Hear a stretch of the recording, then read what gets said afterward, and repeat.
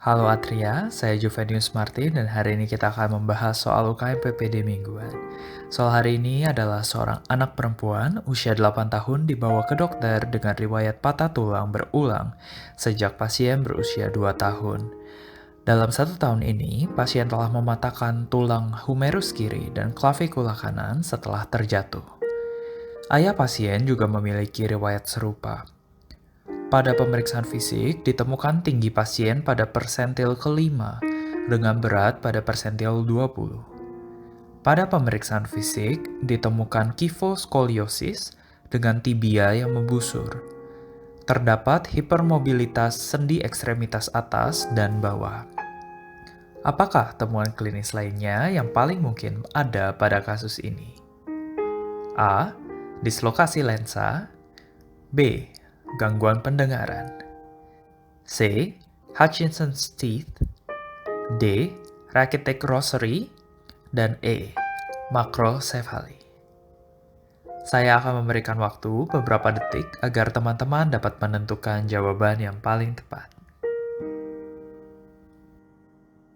Ya, jawaban yang paling tepat adalah B. Gangguan pendengaran. Riwayat patah tulang berulang dan tibia yang membusur menandakan adanya proses patologis yang menyebabkan tulang lemah. Bila digabung dengan riwayat keluarga dengan keluhan serupa, maka diagnosis sangat mengarah ke osteogenesis imperfecta.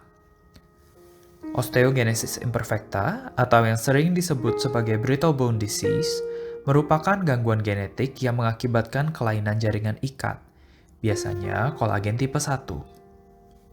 Kolagen tipe 1 merupakan struktur yang penting untuk kekuatan tulang.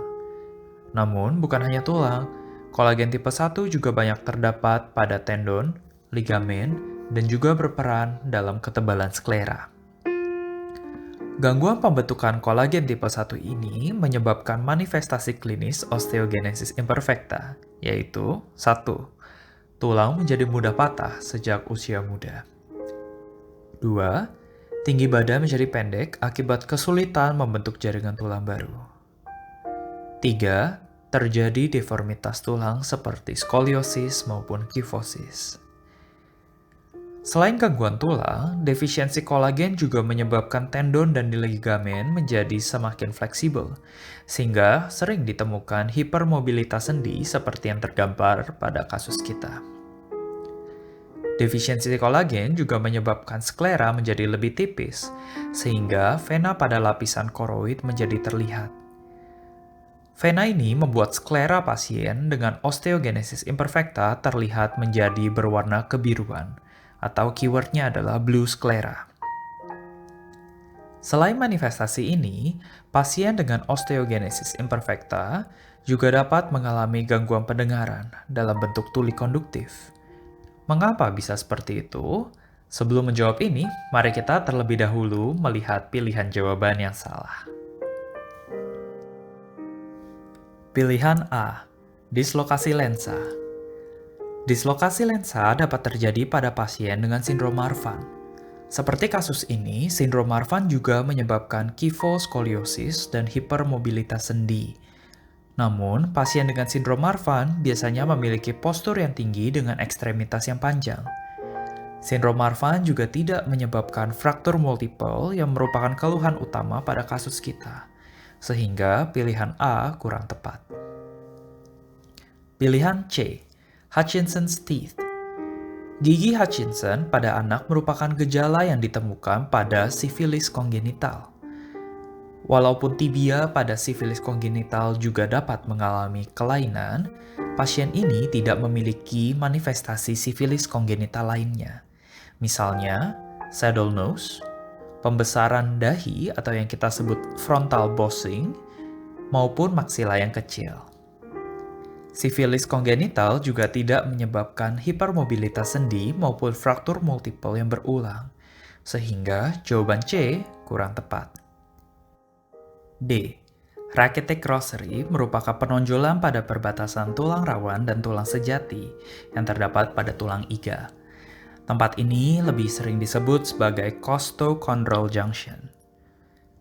Penonjolan costochondral junction disebabkan oleh penyakit rickets, yaitu defisiensi vitamin D pada anak. Kurangnya vitamin D biasanya merupakan keadaan yang didapat atau acquired dan bukan penyakit yang diturunkan. Terlebih lagi, kekurangan vitamin D tidak menyebabkan hipermobilitas sendi, sehingga jawaban D kurang tepat. Pilihan E, makrosefali. Makrosefali dapat ditemukan pada pasien dengan akondroplasia. Walaupun akondroplasia dapat menyebabkan postur yang pendek disertai dengan kifoskoliosis, akondroplasia tidak menyebabkan fraktur multiple yang berulang, sehingga jawaban E juga kurang tepat. Jawaban yang paling tepat adalah B, gangguan pendengaran. Osteogenesis imperfecta menyebabkan gangguan pendengaran akibat dislokasi dan fraktur pada tulang-tulang pendengaran. Proses penyembuhan tulang pendengaran tersebut juga terganggu, sehingga tulang-tulang tersebut tidak dapat menghantarkan suara dengan optimal. Gangguan pendengaran akibat gangguan penghantaran disebut sebagai tuli konduktif. Maka, osteogenesis imperfecta menyebabkan tuli konduktif. Untuk merangkum, ingat bahwa osteogenesis imperfecta merupakan penyakit herediter yang menyebabkan gangguan pada sintesis kolagen tipe 1. Kolagen ini dipakai untuk menguatkan tulang dan tendon, serta merupakan komponen yang menentukan juga ketebalan sklera. Kurangnya kolagen tipe 1 menyebabkan manifestasi osteogenesis imperfecta, yakni fraktur multiple berulang, hipermobilitas sendi, sklera biru, dan tuli konduktif. Terima kasih telah mendengarkan episode Atriacast kali ini. Kami tunggu teman-teman di episode berikutnya.